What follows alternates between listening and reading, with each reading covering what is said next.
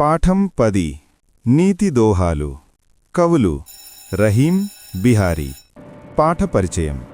పిల్లలు జీవితంలో చదువు చాలా ముఖ్యమే కానీ చదువుతో పాటు మంచి అలవాట్లు మంచి ప్రవర్తన కూడా తప్పనిసరి నీతి మనకు ఎలా జీవించాలి ఇతరులతో ఎలా మెలగాలి కష్టమైన పరిస్థితుల్లో ఎలా సరైన నిర్ణయం తీసుకోవాలి అనే విషయాలను నేర్పిస్తుంది ఈ నీతి దోహాలు అనే పాఠంలో రహీం బిహారీ అనే ఇద్దరు గొప్ప కవులు తమ దోహాల ద్వారా జీవిత సత్యాలను చాలా సులభంగా వివరించారు ఈ పాఠం ద్వారా మనం నిజమైన స్నేహం గౌరవం ధనం ప్రభావం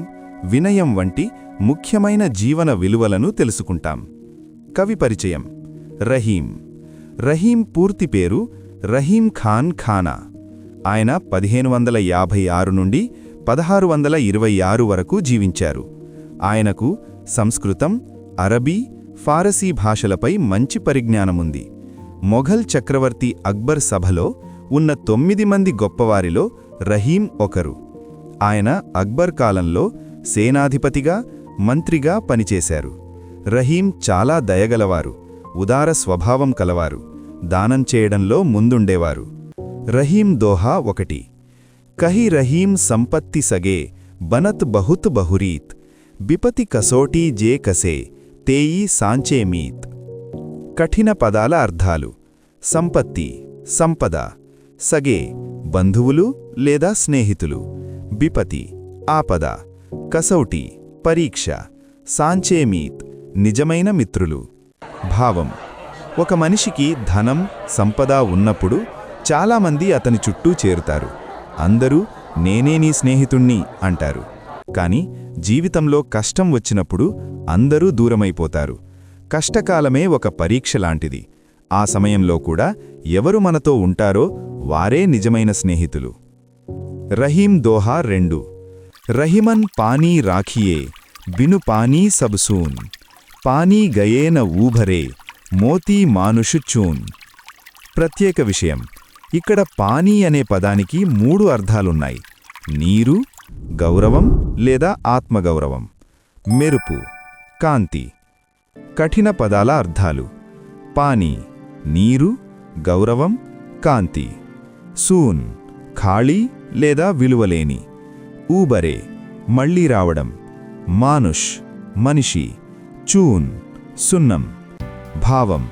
ఈ దోహాలో రహీం పానీ అనే పదాన్ని 3 అర్థాలలో ఉపయోగించారు పానీ అంటే కేవలం నీరు మాత్రమే కాదు అది గౌరవం ఆత్మగౌరవం మెరుపు అనే అర్థాలను ఇస్తుంది ముత్యంలో మెరుపు లేకపోతే దానికి విలువ ఉండదు మనిషికి గౌరవం లేకపోతే అతని జీవితం అర్థం లేకుండా పోతుంది అలాగే సున్నానికి నీరు లేకపోతే అది పనికిరాదు అందుకే రహీం చెబుతున్నారు మనిషి ఎప్పుడూ తన గౌరవాన్ని ఆత్మగౌరవాన్ని కాపాడుకోవాలి ఒకసారి గౌరవం పోయితే అది మళ్లీ తిరిగిరాదు నీరు లేకపోతే ముత్యం మెరుపు తగ్గిపోతుంది అలాగే గౌరవం లేకపోతే మనిషికి విలువ ఉండదు నీరు లేకపోతే సున్నం కూడా పనికిరాదు అదేవిధంగా జీవితం అర్థం లేనిదిగా మారిపోతుంది బిహారీ దోహా 1 कनक कनक तय 100 गुनी मादकता अधिकाय उही खाए बौराए जग इही पाए बौराए ప్రత్యేక విషయం ఈ దోహాలో కనక్ అనే పదాన్ని 2 అర్థాల్లో ఉపయోగించారు కనక్ అంటే ధతూరా కనక్ అంటే బంగారం కఠిన పదాల అర్థాలు కనక్ ధతూరా బంగారం మాదకత మత్తు బౌరాయి పిచ్చివాడవ్వడం జగ్ లోకం భావం ఈ దోహాలో బిహారీ చెప్పేదేమిటంటే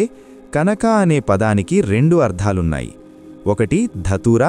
మరొకటి బంగారం ధతూరా తింటే దాన్ని తిన్న ఒక వ్యక్తి మాత్రమే పిచ్చివాడవుతాడు కాని బంగారం దొరికితే ఒక వ్యక్తి కాదు ప్రపంచమంతా లోభంలో పిచ్చివాళ్లలా మారిపోతుంది ధనం చేతికి రాగానే మనుషుల స్వభావం మారిపోతుంది ఏది సరైందో ఏది తప్పో కూడా మర్చిపోతారు డబ్బే ముఖ్యమని భావించి దాని వెంటే పరుగులు పెడతారు ఈ దోహాలో కవి చెప్పేదేమిటంటే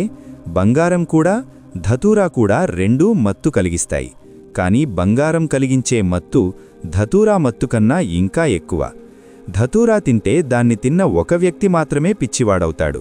కాని ఎవరికైనా ఎక్కువ ధనం దొరికితే